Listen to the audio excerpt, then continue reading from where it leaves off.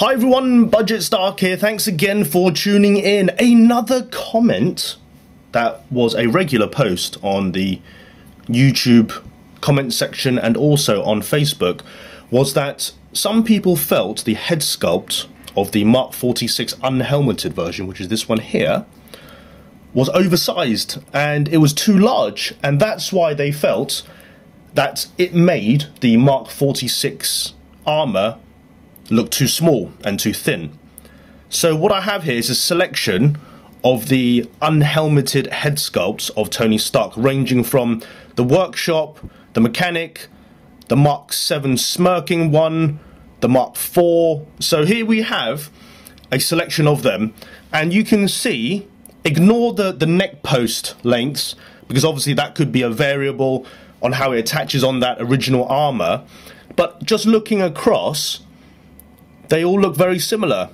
There may be 1 millimeter or so difference. What you will notice is that his hair is rather poofy, which means that when the helmet goes onto his head, closes up, his hair is going to be pressed against his head and will be flattened. So therefore, the sculpt of the hair itself may be, as mentioned in the previous video, an optical illusion, making his head look larger than it is.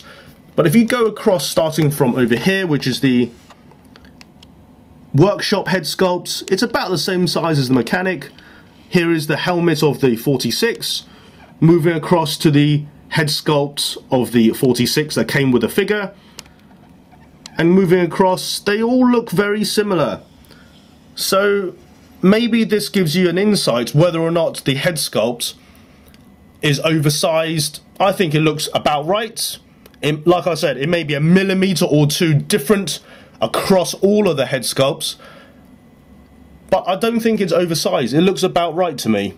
So hopefully this will address those collectors who think the head is a little bit large. I will finish up this video showing how all of these different head sculpts look on the 46 body, just in case you were thinking of replacing and not using the 46. Workshop head sculpt, the Mechanic head sculpt, Mark 4 head sculpt, Mark 7 smirking head sculpt, and finally the Mark 46 head sculpt that came with the figure.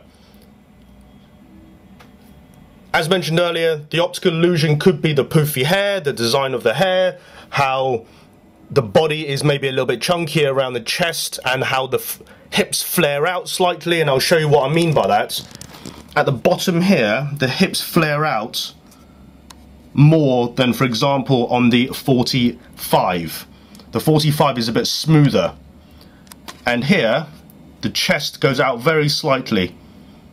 So hopefully this gives you an insight into how the other head sculpts look on the 46. Thanks for watching, and catch you all at the next video.